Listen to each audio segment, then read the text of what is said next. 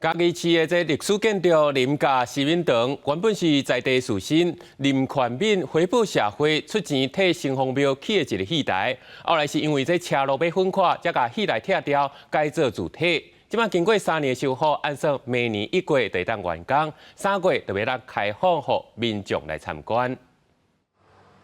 工作人员认真咧进行彩绘修复工程，不管是壁画、娘条的插角，也是林子卡的吊档，拢爱先恢复原来色水了后，才搁豆豆来补色。修复团队讲，安尼较开时间，但是修复的效果较自然。一般来讲吼，小少本少做起诶古迹吼，会使互你看起无垃圾。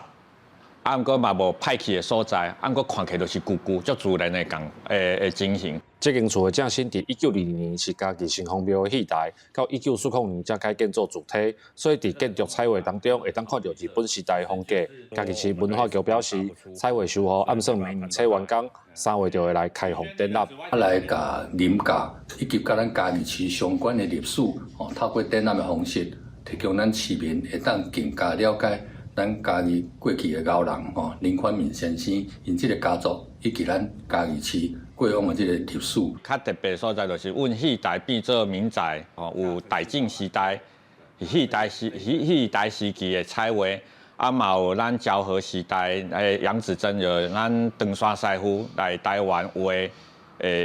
彩画。修复团队表示，因伫修复的过程有发现，这间厝有2个日本时代的彩绘技术，嘛伪装到变做主体的建筑风格，所以因坚持用古法来保留具体彩绘的色水，希望让这间超过100年的老厝会当搁展现伊特殊的建筑工艺。记者林慧婷，嘉义报道。